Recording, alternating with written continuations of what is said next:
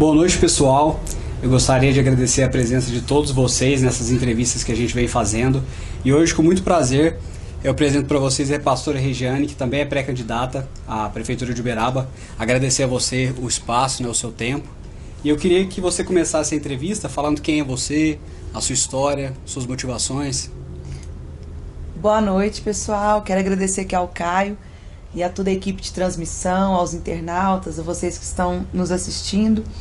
É um prazer estar aqui e eu agradeço muito por esse espaço para estar apresentando um pouquinho da minha história, né?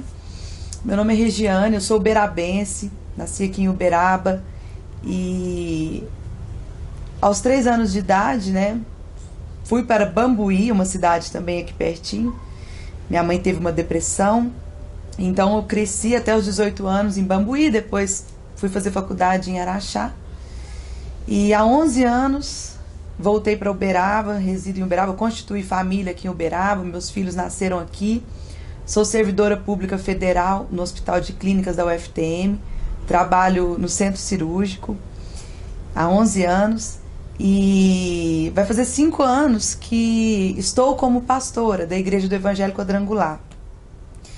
E a política, por que eu estou na política? Né? A política veio de uma forma muito natural. Nestes quase 5 anos de ministério pastoral, nós conseguimos assim fazer muita coisa legal para a comunidade uberabense. Então, nesses 17 anos também, que além dos 11 anos dentro de um centro cirúrgico, eu já trabalhei na atenção básica, em outras cidades também. E no pastoreio, juntando a enfermagem no hospital escola com esses quase 5 anos de pastoreio, nós conseguimos assim servir a comunidade de Uberaba, servir a população uberabense. E nos últimos anos, a população tem vivido essa conscientização de participar mais da política. Porque político todo mundo é, né? Desde que nasce, de alguma maneira, a gente está envolvido na política. Mas nos últimos anos eu passei a interessar mais por política. E nesses 5 anos de ministério pastoral, nós conseguimos fazer muita coisa legal, entre trabalhos sociais, projetos sociais, a própria fundação da Igreja da Criança. E há 8 anos nós apoiamos um vereador na cidade, os pré-candidatos, mas por uma decisão de grupo, nós decidimos, né, dentro do nosso segmento, a ter um vereador, um nome de nossa denominação, da nossa igreja. E assim, elegeram meu nome, não uma decisão minha apenas, mas com uma decisão de grupo. Elegeram meu nome pela formação acadêmica, pelo fato de ser mulher. Hoje em dia há esse estímulo até dentro da própria igreja para que as mulheres venham participar mais da política. E aceitei esse desafio. A princípio era para vereadora, né? Fui em vários partidos, ouvi vários lugares, mas me senti bem, né, dentro do PSDB. Aquilo foi de encontro às minhas ideias, à própria viabilidade mesmo. E também, depois, por uma decisão de grupo e por um vácuo que existe hoje na comunidade de Uberaba, nós temos aí alguns nomes já lançados, mas nós temos também um alto número, as pesquisas têm mostrado um grande número de pessoas que ainda se encontram indecisas. Então, recebi esse convite do grupo, né, eu que estava lá como pré-candidata a vereadora, recebi esse convite e aceitei, né? Não foi fácil, precisei ter muita coragem para enfrentar esse desafio, mas vivo por um propósito maior. A gente entende que se a gente entra na política é para servir o povo. Se a gente entra para a política, já tem que vir com essa questão de estar aqui não pelos seus próprios interesses, mas por um propósito maior. E a população deseja renovação. O clima da eleição este ano é renovação. As pessoas clamam por alguma coisa nova, por uma proposta diferente. Então aceitei esse desafio de ser pré-candidata a prefeita pelo PSDB e tenho tido uma trajetória maravilhosa, principalmente por conhecer pessoas, por estar, talvez se eu não tivesse colocado, né, o nosso nome à política, eu não estaria aqui hoje, conhecendo o Caio, conhecendo tanta gente, conhecendo vocês, Então é uma trajetória que tem sido muito agradável. Muito bom. E hoje dentro da política, nesse cenário que você colocou, alguma pessoa te inspira? Você tem alguém como inspiração que tem mandato? Que tenha mandato? Sim, as mulheres, existem mulheres em quem eu me inspiro, né? A governadora do PSDB, existem mulheres como as pré-candidatas, né? Que estão nesse pleito, são mulheres que me inspiram. Todas aquelas que se levantam, né? A própria juventude. E a população é a minha maior inspiração. Estou aqui pela população, ela é que me inspira, porque graças a Deus eu não entrei nessa por interesse pessoal, não entrei por interesse financeiro. Já estou na máquina pública como servidora pública federal há 11 anos, sou servidora de carreira. Tinha um doutorado, né, já programado para fazer, fiz o mestrado, tinha um doutorado programado para fazer. Mas o povo é a minha inspiração, as crianças que me seguem, os adolescentes que me seguem. E acredito que a política é uma ferramenta muito eficaz para transformar a vida das pessoas. Na igreja, com os projetos sociais, com as cestas básicas, a gente consegue resolver algumas coisas. A gente consegue ser ali, não vou dizer um paliativo, mas existem outros problemas que às vezes a gente tem que resolver lá na frente, talvez até dentro do próprio hospital mesmo. Uma cirurgia que complicou porque demorou na fila eletrônica, alguém que chegou a perder a vida porque ficou muito tempo esperando com algo que poderia ter sido bem tratado na atenção primária. Então, assim, o povo é a minha inspiração. Acho que todo político tem que entrar se espelhando em outros políticos, sim, mas o povo tem que ser sempre o centro da nossa inspiração. Entendi. E dentro de todo esse cenário que a gente tem hoje, você vindo como renovação, vale ressaltar que essa é uma das perguntas que eu coloco para todos os pré-candidatos, que é muito bom fazer para todos. Na sua visão, quais são os maiores problemas da cidade de Uberaba? Bom, o meu modus operandi como profissional da saúde é sempre examinar, né? É sempre estar examinando antes de fechar qualquer diagnóstico. Mas eu posso adiantar aqui algumas impressões que eu tenho tido da cidade. Sim. Assim como ninguém gosta de ir a um consultório médico, é comum a gente ver alguém reclamar: eu fui no consultório médico e nem me pôs a mão, nem me examinou e já foi logo prescrevendo. Eu acho que o político ele não pode fazer uma proposta, um futuro plano de governo sem examinar, sem olhar a cidade. Então, eu estou fazendo isto ainda, né? Eu estou analisando, estou conhecendo pessoas, estou conhecendo setores, segmentos, mas eu posso adiantar as impressões que eu tenho de Uberaba. Uberaba é uma cidade que está crescendo muito e crescendo sem estrutura. A gente percebe assim, uma cidade que cresce, entrega casas, só que as pessoas estão clamando por coisas básicas ainda. Nós temos um centro desvitalizado, a gente passa ali à noite no centro, vê que o centro está cada vez mais sem vida. A gente consegue perceber que os moradores dos bairros periféricos, né, eu sempre vou levar para o lado da saúde. Sim, a visão que nós temos é minha área. Então, a visão que a gente tem hoje, até para ser um pouco didática, para falar uma linguagem mais acessível, a visão que eu tenho hoje de Uberaba é que Uberaba parece um cardiopata. Como assim um cardiopata? Alguém que está com o coração deficiente, um centro desvitalizado, e as suas regiões periféricas, os bairros novos, cianóticos, sem a devida oxigenação, ou seja, escolas, segurança, transporte, creches. Então nós conseguimos ver que existe, que Uberaba está crescendo, se tornando uma cidade cheia entregando várias casas populares, mas sem a devida oxigenação e estrutura e deixando o seu centro morrer. Eu consigo perceber também que Uberaba é uma potência. Uberaba é uma cidade estratégica, está num lugar estratégico.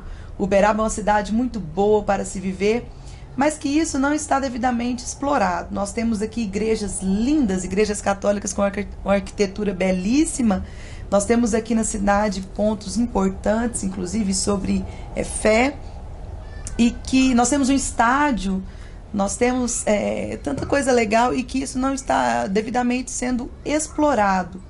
Então nós temos a necessidade de valorizar aquilo que a cidade já tem e explorar mais os pontos turísticos, a história, a questão do zebu, a questão, né, dos sítios paleontológicos.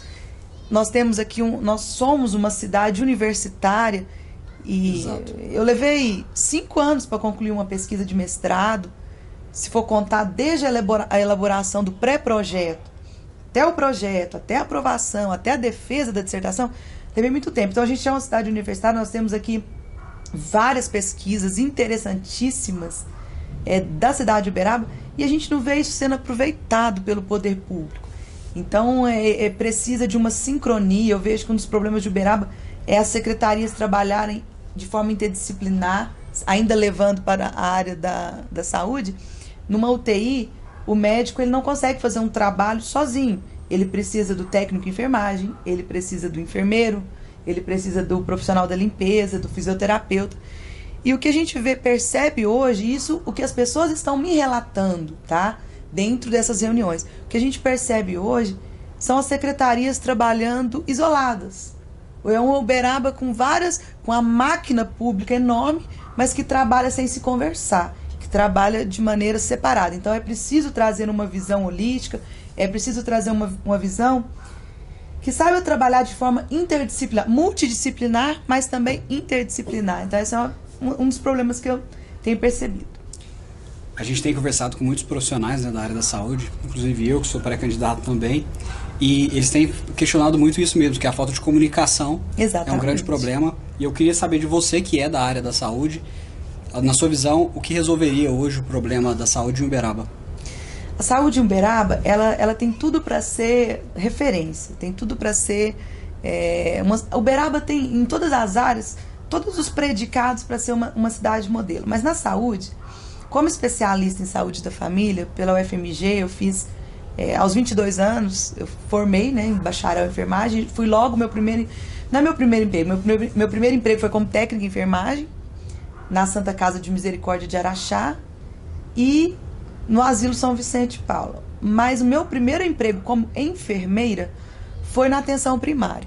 Então, eu sou doente com a atenção primária. Eu acredito fielmente na atenção primária e acredito que uma das soluções para Uberaba seria aumentar a nossa cobertura. Hoje nós temos uma cobertura na casa dos 53% da Estratégia Saúde da Família, mas nós precisamos aumentar. Por quê?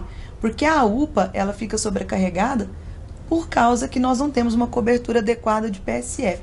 E aonde há o PSF, a gente precisa ainda, do lado de veículos de comunicação, daqui com os meninos da comunicação que estão Sim. transmitindo essa live, eu acredito muito no poder dos comunicadores, lado a lado com o poder público, para poder ser uma voz e estabelecer uma comunicação adequada para falar para a população o que é um PSF, para que serve uma estratégia de saúde da família, para que ele possa resolver e também dar todo o aparato para o PSF. Porque muitas vezes as pessoas vão na UPA porque sabe que na UPA vai fazer o ultrassom rápido, sabe que na UPA vai fazer o hemograma rápido, né? Então, às vezes tem essa cultura. Então, nós precisamos conscientizar a população e dar todo esse aparato para os profissionais utilizar, por exemplo, hoje nós temos tantos recursos tecnológicos, mas a gente tem chegado a mim queixas, a gente percebe que os profissionais eles têm se queixado que nas unidades básicas muitos às vezes não têm computador, tem que mandar mensagem do seu próprio telefone, não há um tablet. Então, assim, hoje nós já temos um avanço tecnológico que poderia estar sendo utilizado, ainda mais hoje em tempos de pandemia, as reuniões de gestante, as reuniões de hipertensão, diabetes, tudo isso, usar as tecnologias que tem ao máximo para otimizar. Muita burocratização, a gente vê que fila eletrônica, a gente consegue perceber que às vezes o médico pede um exame lá no hospital X e até aquele exame chegar na Secretaria de Saúde para ser autorizado, esse exame tem que passar na mão de não sei quem. Então, hoje nós temos todo um serviço tecnológico, poderia informatizar isso. Porque assim, gente, já é angustiante a doença, já é terrível você passar por uma doença na família. E você ainda ter que lidar com a burocratização. E meus pais, esse ano, eles tiveram AVC. Meu pai e minha mãe tiveram AVC. Minha mãe precisou de hemodiálise. Meu pai teve trombose. Eu passei praticamente de janeiro a maio na UPA. Eu fiquei na UPA. Nós vemos um lugar inadequado, às vezes, para a pessoa sentar. Nós vemos enfermeiros sobrecarregados. Então, existe uma série de coisas que precisam ser melhoradas. Nós temos problemas com as pessoas que às vezes ficam no hospital dias a mais porque não tem condições de receber alta, porque não sabe onde buscar uma cadeira de roda. E nós vivemos numa cidade solidária. Se for pensar, tem alguém que faz um trabalho com cadeira de rodas ali, tem alguém que entrega a cesta básica ali, mas não há uma rede, não há uma liderança que pega aí todas as instituições, as igrejas, os centros espíritas e fala, ei, vamos montar uma rede de Uberaba Solidária. Então nós estamos vivendo um tempo de pandemia e é preciso uma gestão humanizada, é preciso uma gestão que vai ter esse cuidado de olhar para tudo isso. Concordo com você e a gente tem escutado bastante também sobre Uberaba tem muitas instituições, como você mesmo falou, universitários. E isso pode ser utilizado, os estagiários, para dar uma força. Já é utilizado, mas assim... Exatamente. Então temos um quadro de funcionários que pode ser abastecido com esses estudantes, né? Não, Uberaba tem tudo. Só que o que acontece? Foi uma das coisas que até me fez entrar na política. As pessoas têm que querer fazer. As pessoas têm que querer ter coragem para avançar. As pessoas precisam ter, o gestor, ele tem que ter essa coragem de renovar. Sim. E renovar não tem a ver com trazer coisas de última geração para a cidade, laboratórios. Inovação e renovação não tem nada a ver com apagar o que já foi feito e fazer de novo. Mas é essa visão, essa energia, essa disposição de querer melhorar, sabe? De querer quebrar paradigmas. Essa humildade de querer falar assim, nossa, Uberaba já é uma cidade boa, mas pode ir além, pode melhorar. E a visão que tem na minha mente assim, é bem assim uma Curitiba. A visão que tem na minha mente é fazer Uberaba em todas as suas regiões, uma cidade boa para se viver, crescer, prosperar. Sim. E que a gente possa aproveitar ao máximo as nossas habilidades, a beleza de Uberaba e o potencial de Uberaba. Concordo. Inclusive Curitiba é um modelo de infraestrutura, né? Exatamente. Dentro de todos esses problemas que a gente tem conversado, qual que é a sua avaliação desse último ano de governo do Piau, né? De toda a gestão dele, fechando agora o ciclo com esse último ano? Bom, eu já estive com o prefeito Paulo Piau 2 vezes. A primeira vez que eu estive com ele foi devido à questão até segmentada, né? Lembrando que eu gosto sempre de esclarecer isso. Embora eu seja pastora, a gente tem a convicção de que o cargo majoritário, o cargo à prefeitura, a prefeita de Uberaba, ao qual eu vou pleitear, é um cargo para todos. Então, assim, eu tenho a consciência, está indo não a pastora Regiane, mas a Regiane Isidoro, mãe, enfermeira, que também é pastora, mas que vai governar para todos, independente da sua religião, da sua crença, da sua cultura. Então, assim, eu estive com ele justamente logo no início da pandemia, quando as igrejas foram fechadas. E ele se mostrou uma pessoa muito fina, educada, e depois ele reuniu ali com o seu comitê técnico. Então, e uma das coisas que nós mostramos para ele é justamente o conceito de saúde. Porque hoje em dia fala muito de saúde, mas o que é saúde? O bem-estar físico, mental e social, e não apenas a ausência da doença, não apenas a ausência de coronavírus. Então, para que haja saúde Uberaba, tem que ter economia movimentando, e as igrejas, que representa também algo mental, né? O cuidado espiritual, que hoje está super em alta, essa questão da espiritualidade, não da religiosidade, mas a espiritualidade até dentro dos hospitais mesmo, que isso foi perdido um pouco no século XVIII, no positivismo. A figura dos religiosos foram saindo do hospital, mas hoje precisa resgatar isso, e isso também entra na gestão, né? Essa questão também da espiritualidade. Então ele se mostrou uma pessoa muito aberta, mas a visão que eu tenho é o seguinte, que o Uberaba poderia ter ido além.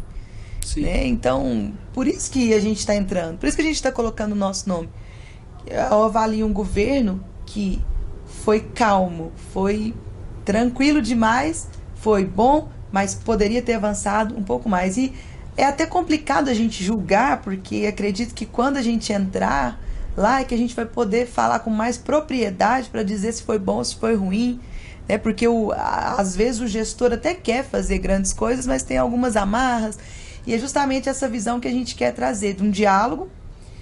A gente quer trazer uma visão de diálogo, de conversa, para que a gente possa conseguir conversar com a Câmara, conversar com todos os setores e deixar esse partidarismo de lado, para que a gente possa realmente focar no povo. O centro, apesar de admirar muito a figura, né, do prefeito Paulo Piau, acredito que tem fôlego. Uberaba tem esse fôlego para ir além, para ir um pouquinho mais longe.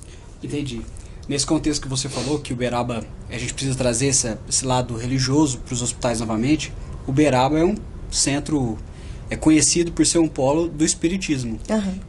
Inclusive é buscado por turistas por conta disso. Eu queria saber o que você pensa, porque não é a sua religião, mas se você pensa em trabalhar isso, porque para o turismo de Uberaba é muito conhecido por conta disso.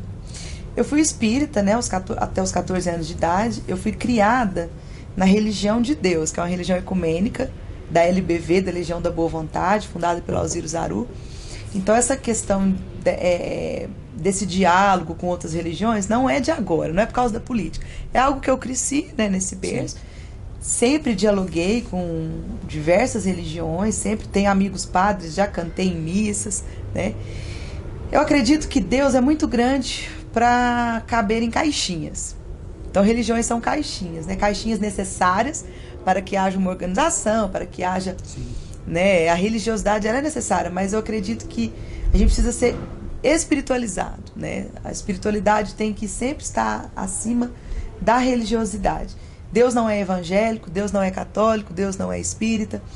E Uberaba, ela, no primeiro verso do hino oficial de Uberaba, vai falar assim, da jornada de fé corajosa, ou seja, não tem como a gente desvincular a fé da história de Uberaba. O que a gente pode fazer é potencializar a fé na história de Uberaba e aproveitar isso na nossa economia. Então, por exemplo, Uberaba, ela é reconhecida pelo trabalho, né, do Chico Xavier. O que o gestor deve fazer? Potencializar isso, independente da sua religião, ele deve potencializar e abrir para mais religiões.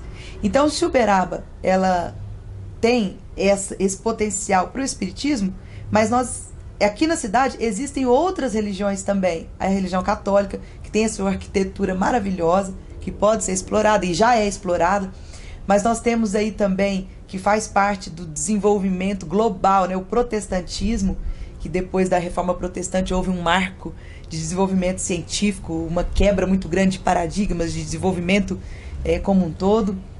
E nós temos grandes igrejas, né, da linha protestante, embora estejam divididas em vários segmentos, em várias denominações. E nós podemos também abrir um braço para que essas igrejas entrem dentro desse pacote do turismo religioso. Sim. Eu tive o prazer de conversar com o pessoal do islamismo, e nós temos também que abrir para esse pessoal, né? E nós temos também a religião de matriz africana, que é algo fantástico também. Então, Uberaba é muito diverso. Eu acho que é complicado a gente falar que Uberaba é de fulano, é de ciclano. Acredito que o gestor, ele precisa ampliar a sua visão, ele precisa realmente ser um cabeça aberta para deixar a fé agir, porque acontece algo muito interessante. A educação abre portas. Sim, a educação abre portas. Mas a fé também abre portas. Nós temos várias histórias de pessoas que não tiveram acesso à educação, não puderam frequentar uma escola, uma faculdade. Mas que a religião... encontraram na religião, seja ela qual for, porque Deus não pertence a uma caixinha X ou Y. Deus é muito além, muito amplo. Então, encontraram na religião uma porta aberta. Chegou na religião talvez um alcoólatra, um viciado, ou sem perspectiva. Não teve acesso, às vezes estudou ali até, ou não teve acesso à escola, mas na religião se tornou empreendedor, encontrou ali uma luz. Então a gente não pode desprezar, e isso está super em alta nas pesquisas. Às vezes as pessoas conseguem um controle emocional, né? Exatamente. Agora, a religiosidade em excesso, esta sim é prejudicial.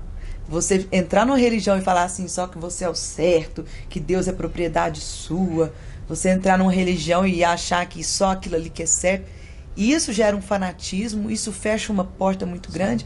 E por incrível que pareça, eu tenho sofrido preconceito por ser pastora. Acho que talvez as pessoas ficam assim, poxa, mas talvez esperando um preconceito meu, mas elas mesmas exercem às vezes um preconceito. Porque em várias entrevistas eu tenho sido questionada pela minha opção de fé. Em várias entrevistas eu tenho sido confrontada. Mas você é pastor e como vai ficar a gestão?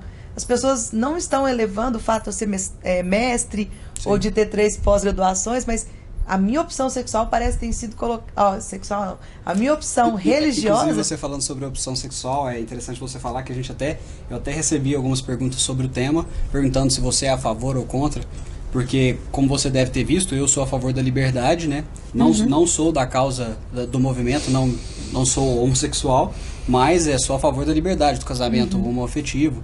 E a gente recebeu algumas perguntas querendo saber de você qual que é o seu posicionamento, e às vezes muito por conta disso, né, do preconceito que as pessoas têm por você ser pastora, como se você fosse se posicionar contra. O que você pensa sobre isso? O gestor, o prefeito, ele não tem nada a ver com a opção sexual de ninguém, né? Inclusive, até na igreja, assim, nós acolhemos várias pessoas de diversas opções, a gente não sabe, né?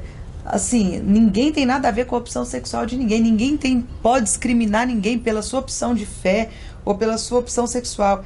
E as pessoas parecem que têm essa necessidade de colocar as pessoas nas caixinhas, né? Exatamente. Mas quem pleiteia um cargo majoritário tem que ter essa consciência, que não tem nada a ver com a opção sexual de ninguém, né? Eu tenho meu posicionamento enquanto pastora, dentro do meu segmento, dentro da minha religião, mas isso não me dá o direito de desrespeitar ou de rotular pessoas ou de querer desmerecer ou discriminar ninguém. Acho que isso precisa ser bem claro, que cada um tem a sua opção, né? O que eu sou totalmente contra, e isso eu não abro mão, é de repente querer colocar essa ideologia na cabeça de crianças que ainda não têm a maturidade para entender isso. Entendi. Entendeu? Eu assim, isso aí eu não abro mão, é algo que eu me posiciono mesmo, é de querer talvez tanto a gente como, né, outras, as ideologias, é tentar colocar ideologias na cabeça de crianças que ainda não têm a maturidade ou querer invadir o espaço da família dentro de uma educação que é muito específica, muito complexa e muito particular, né? Entendi. Esse é um tema que foi muito defendido na campanha do presidente, né, do atual presidente Bolsonaro. Você acredita que, como a sua avaliação do governo dele, ele vai indo bem, a governabilidade, porque o executivo é difícil, ter que conversar com o legislativo é muito complicado. Como é que você avalia esses 2 primeiros anos dele? Sim, eu gosto muito do presidente Bolsonaro, inclusive trabalhei pesado para ele, né? Assim, fui uma apoiadora pesada dele. Admiro muito aquilo que ele defende. Eu acho, assim, justamente porque ele veio com uma proposta nova, né? Eu acho que o momento era de renovação e a gente ainda vive esse momento. Então ele veio de encontro a um anseio do Brasil, de coisa nova, de renovação. Mas acredito que para um cargo ao executivo, para um cargo de presidência, assim como para governador, assim como para prefeitura, a gente precisa ser mais simpático, a gente precisa ser mais diplomático, a gente precisa... Sem dúvidas. Eu acho que ele entrou em muitas polêmicas que não precisava ter entrado, né? Assim, acho que deu algumas declarações muito polêmicas. Acho que o presidente é de todos. A partir do momento que você é eleito, embora você tenha sido levado por uma parcela, assim como o prefeito, embora ele tenha sido levado por uma parcela de eleitores, mas a partir do momento que você está ali, aí você tem que ser mais amoroso, você tem que ser mais carinhoso, até mesmo porque tem crianças, eu me preocupo muito com isso, que tem crianças observando, que tem adolescentes observando, e a gente tem que ser exemplo de postura, de diálogo, de simpatia, de diplomacia, porque com o diálogo a gente consegue tudo. Política é isso, é a arte de dialogar, é a arte de se relacionar, porque você pode ter a melhor das intenções. Se você chegar lá e você não conseguir conversar com os outros órgãos, se você não conseguir conversar, você não consegue ir para frente com seus ideais. Sem dúvidas, eu acredito que um dos grandes problemas do governo dele foi esse. Ele continuou nessa pegada da campanha, falando para um público só. Sim, não precisa, já ganhou a eleição. Exatamente. Agora é focar no que tem que fazer, né? Um governo de todos, um governo para todos. Exato. E o que a gente quer ver acaba... Que o Brasil dê certo. E a gente quer ver o quê? Um político inspirador. É o que a gente quer ver. E é a responsabilidade que a gente tem. E isso começa na pré-campanha. Isso começa aqui. Porque mesmo que a gente não tenha êxito lá, pelo menos a gente está inspirando pessoas. E isso é um compromisso que a gente tem feito Inclusive gravei um vídeo em Libras, que é algo com uma bandeira que a gente defende bastante também da inclusão. Por quê? Eu vi. Muito Mesmo bacana. que a população não escolha Regiane Isidoro lá na frente, mas toda essa trajetória de pré-campanha foi uma trajetória coerente, foi uma trajetória que inspira e que desperte aquelas pessoas que me seguem a ser político lá na frente. Sim. Né? Inclusive esse é um tema bacana, e nos meus vídeos também, eu sempre coloquei o intérprete, eu acho bacana, e nos vídeos que a gente não possui, a gente coloca a legenda, porque a gente sempre pensa para abranger todos os públicos. Eu acho muito bacana a sua iniciativa. Eu tenho perguntado para todos os pré-candidatos o que eles acham da quantidade de cargos comissionados que a prefeitura tem hoje. Que temos vários estudos, hoje a gente tem mais de 1000 cargos comissionados na prefeitura. As contas públicas serão um problema, não só por conta da pandemia, mas já seriam para o próximo prefeito. Eu queria saber o que você pensa sobre isso, se você pretende diminuir, se você acha que a máquina hoje tem que ser enxugada, ou que o problema foi como esses funcionários foram geridos, se a gente tem que manter. O que nós não podemos deixar, a prefeitura virar um cabide de emprego. Nós não podemos deixar com que façam esse tipo de manobra. Então, eu vi num vídeo essa semana que parece que, não sei se é Paris, tem um número menor que o nosso, algo assim, de servidores. Servidores. Então, assim, tem que dar uma enxugada, assim. Por quê? Porque é um número alto, né? Cerca de 8 a 9 mil, né? Pessoas. Sim. E a população ainda está insatisfeita. Então a gente precisa ver o que está acontecendo, né? Perceber o que está acontecendo, por que tem tanta gente, por que até assisti um vídeo seu referente a isso, das despesas, porque eu acho que o legal da pré-campanha é isso, é a gente trocar figurinhas. Sim. Eu assisto vídeo de todo mundo, Pré-candidatos. Isso, pré-candidatos, e acho que isso é que é o legal dessa disputa, né? A gente não pode ver um ao outro assim, é claro que nós somos adversários políticos, mas não ver isso assim a ferro e fogo, né? Até Exato. Também com a própria gestão atual, saber que tudo isso é para o bem do povo e ter essa consciência. Mas sem dúvida nós precisamos dar uma enxugada nisso, até mesmo porque o momento vai pedir, né? O orçamento ano que vem vai ser um orçamento mais enxuto. Nós sabemos que nós teremos que juntar os cacos da cidade de Uberaba e refazer tudo diante dessa crise. E uma das coisas que é preciso ser feito, né, através de uma decisão em conjunto, com todo mundo colaborando, é realmente estabelecer as prioridades, é igual numa consulta médica, né? Estabelecer uma consulta de enfermagem, estabelecer aí as prioridades, e com certeza o momento vai pedir que a gente enxugue isso aí. E eu, como servidora pública, não posso deixar de falar aqui que na nossa gestão nós queremos olhar para os talentos internos, aqueles que entram prefeito, sai prefeito, entra vereador, aqueles entram o cargo eletivo, eles estão levando a máquina, eles são rotulados que não trabalham, os servidores são rotulados, né? E às vezes muitos estão ali, os efetivos, e não são aproveitados, né? Dentro dos cargos de chefia, né? E eu sei muito bem o que é isso, que às vezes você fazer um mestrado, você passar ali estudando e às vezes ver outro por alguma indicação, alguma coisa assim, e você ali, às vezes você tem até mais condições de assumir tal cargo e não é. Então nós teremos um olhar muito voltado para o servidor. Muito bacana. E aos contratados também, a gente sabe dos conflitos, das dificuldades, da insegurança, né? De olhar para um efetivo e ver que ele é efetivo, e às vezes existe muito conflito interno por causa disso. Nós queremos olhar muito, ter um olhar bem humanizado para essas questões, afinal, são vocês que levam o serviço, que fazem parte dessa máquina, né? Entendi. E dentro dessa realidade que a gente está vivendo, que o governo vai ter grandes problemas financeiros, essa é uma pergunta que eu faço para todos os candidatos também, o que você pensa sobre a verba pública em campanha? Que eu sou um ferrenho defensor do fim da verba pública, não utilizarei recursos na minha campanha, recursos públicos. O que você pensa sobre isso? Se o seu partido tem algum consenso sobre o tema? Sim, nós sabemos que nós que estamos chegando na política agora, nós estamos assim, nós não temos rejeição, né? Sim. Isso a gente está ganhando, que a gente não tem rejeição, mas nós temos alguém aí que já tem todo um time, né, de assessores, nós estamos disputando com alguém que já é extremamente conhecido, de pessoas que já estão na máquina pública, já estão assim. Eu vi um comentário esses dias de uma pessoa que chegou no meu Facebook e falou assim: escuta, mas onde você estava que você não fez nada para a saúde Uberaba? Me deu uma vontade de responder assim, falar assim: poxa, mas eu tô há 11 anos no centro cirúrgico dessa escola. A gente trabalha muito atendendo baleado, esfaqueado, fazendo cesárea, parto, ajudando em cirurgias. Tem que trabalhar muito a comunicação não violenta, porque então, a gente escuta cada coisa, campanha, a gente dá a cara a tapa mesmo. Eu escuto bastante. Onde você tava com essa quantidade de animais de rua, de Uberaba? Então, assim, é difícil. Então, assim, eu sou filha de motorista de ônibus, sou filha de cantineira, de profissional da limpeza. Então, assim, nós temos até mesmo essa dificuldade financeira, né, que existe. E tem pessoas que vão investir pesado em campanhas. A gente sabe disso, que vão investir pesado.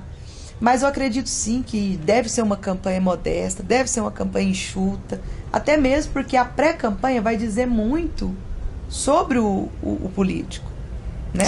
Acho que a pré-campanha, os eleitores precisam observar muito a trajetória da campanha, da pré-campanha, porque ela vai dizer muito. Então, se a pessoa gastar desordenadamente, pode saber que lá na frente também vai. Né? Exato. Eu acredito muito que a política, ela potencializa o que a gente tem dentro da gente. Exatamente. Essa é pra mim? Isso. Se é algo positivo, você vai se conhecer na política, né? E você falou sobre os investimentos, né? Eu acredito que é muito difícil, sim, fazer uma campanha contra a máquina, que tem todos os partidos, o fundo partidário, mas a gente tem um grande exemplo também do Bolsonaro, que venceu uma eleição que fez uma eleição muito mais enxuta e mais barata que o próprio Haddad, né, e conseguiu vencer. Porque o modelo de campanha mudou bastante, e agora a internet é uma arma fundamental nas campanhas. Sim, a gente pode fazer isso, pode fazer vídeos, com certeza nesse ponto é bem tranquilo. Mas também há até um choque, né, de gerações. Que, por exemplo, não é que eu tô falando que eu sou nova, viu, gente? Eu tenho 34 anos, mas você é bem mais novo que eu, mas você lida muito bem com as tecnologias. E talvez as pessoas mais velhas, né, os políticos mais velhos, de idade às vezes mais avançada, para eles devem estar também muito seguros, porque existe toda essa dificuldade, né? Apesar de ter uma equipe que faça, apesar de poder pagar por isso, ter uma equipe que faça, mas essa questão de estar ali, de repente usar o celular e fazer, às vezes você está num lugar... Isso aí acaba que é um choque, né? Sim. De gerações. Eu sou um grande defensor da causa animal. A gente tem um problema. Acredito que quem assiste todas as nossas entrevistas já deve estar cansado de ouvir essa pergunta, mas ela é muito válida. A gente tem que fazer para todo mundo, principalmente para as pessoas que querem gerir o município. E assim, a gente tem uma quantidade absurda de animais de rua. A gente não tem um censo populacional desses animais. As castrações foram feitas num número muito abaixo do necessário. E eu queria saber o que você pensa, caso você vier a ser prefeito de Uberaba, para resolver esse problema que se arrasta por mais de uma década. Eu tenho um carinho muito grande pelos animais. Isso assim, até por princípio, né, cristão, de saber que foi algo que Deus criou, que foi algo que Deus criou. Então, assim, qualquer coisa que maltrate animais, isso dói lá no fundo mesmo. Exato. De saber que a gente está maltratando, né, algo divino, algo criado por Deus. Então, tenho animais de estimação, né, tenho um golden, eu sou apaixonada com animais. E a gente vê o custo que é disso, né? Quando o animal adoece, sim, às vezes as medicações são até mais caras que de pessoas, né? São até mais caras. Outro dia mesmo tive um gasto bem alto com o meu cãozinho. E às vezes as pessoas elas não têm essa condição, né? Imagina, o cão adoece, tem muitas pessoas que não têm essa condição de estar cuidando. Então a gente precisa fazer algo, políticas públicas nesse sentido, de estar montando algum lugar para estar oferecendo, né, alguma coisa assim para esses animais. Mas acredito muito também, a nossa gestão sempre será uma gestão que irá trabalhar com crianças, moldando crianças. Que se isso já estiver na consciência da criança, a gente conseguir trabalhar isso em conjunto com a Secretaria de Educação, esse cuidado com os animais, nós teremos sim um futuro bem legal nessa área em Uberaba sobre o cuidado com os animais. Mas é preciso sim agir diante desse cenário que você colocou e de fazer políticas públicas que venham contemplar realmente esse problema existente que nós temos com esses animais.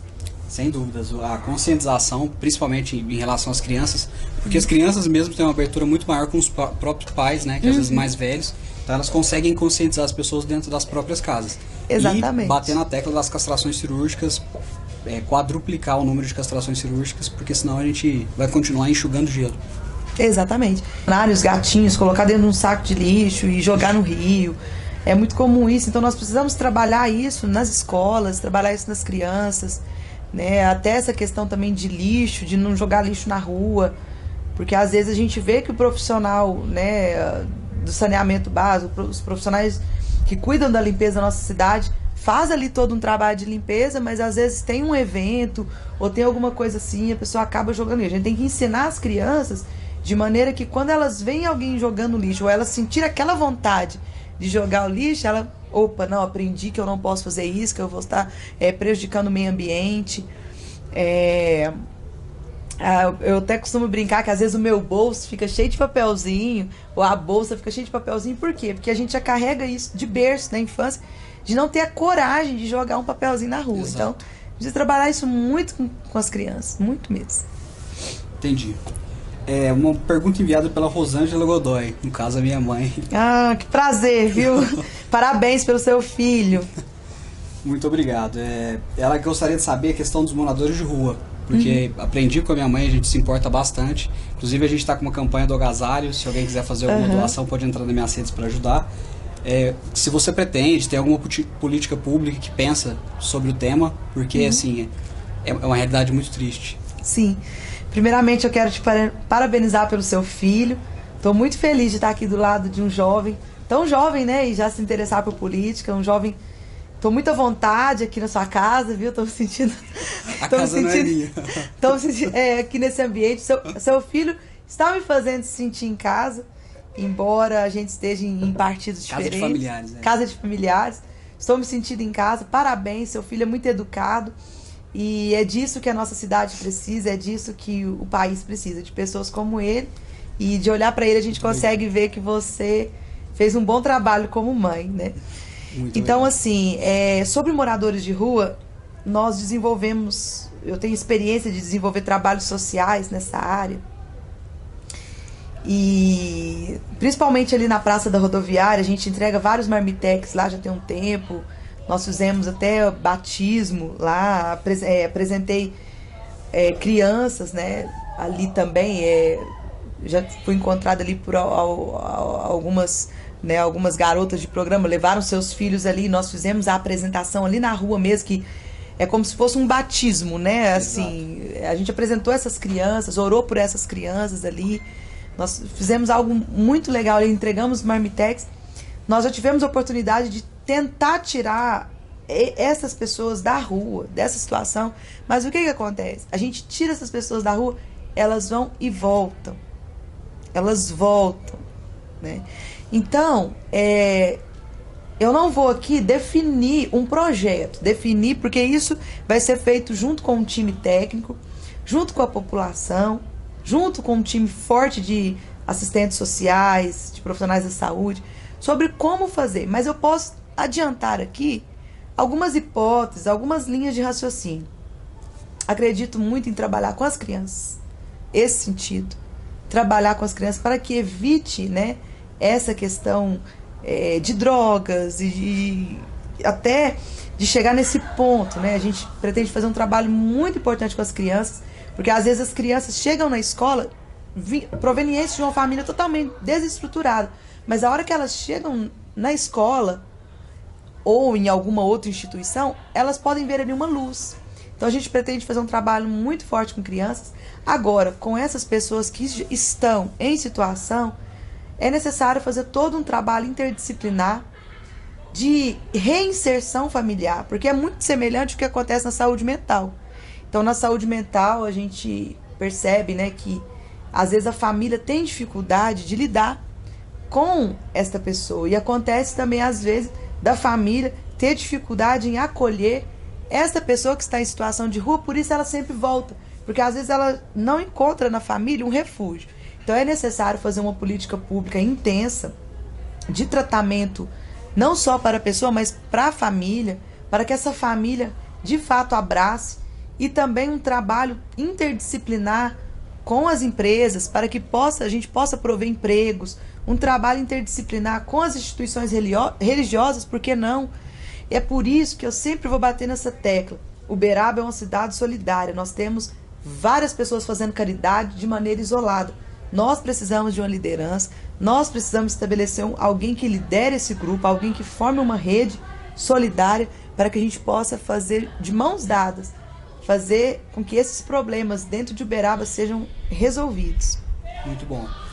Regiane, eu gostaria de agradecer a sua presença, o seu tempo, você ter cedido esse espaço para a gente conversar. Já acabou, passa rápido, ai, né? Meu Deus. E, assim, desejo sorte na sua caminhada. Obrigada, para você também. E eu gostaria que você falasse suas redes sociais para o pessoal poder acompanhar o seu trabalho, para quem não te conhece e quem te conheceu hoje também. Sim, pessoal, muito obrigada. Obrigada, Caio. Muito obrigada ao pessoal também que ajudou na transmissão. Obrigada a vocês que estão assistindo essa live. Minhas redes sociais é Regiane Isidoro Oficial, Instagram, Facebook. Vocês podem estar seguindo lá, vocês vão conhecer um pouquinho mais, né, da minha trajetória. A gente tenta colocar algumas coisas. E que vocês escolham com sabedoria, que vocês escolham não pelo estômago, não escolham pelos interesses pessoais, mas escolham por um propósito maior, que vocês possam estar nas suas mãos fazer uma Uberaba diferente. Muito bom. Pessoal, gostaria de agradecer a todos vocês que acompanharam essa live. Hoje a gente recebeu mais uma pré-candidata. Essa entrevista ela vai ficar na íntegra no meu canal do YouTube, que está na descrição do meu Instagram, para vocês que não puderam acompanhar. E que vocês continuem acompanhando o conteúdo aí das nossas páginas, que a gente vem tentando conscientizar melhor o cidadão para que ele possa fazer a sua escolha, né? Muito obrigado e uma boa noite a todos. Boa noite, pessoal.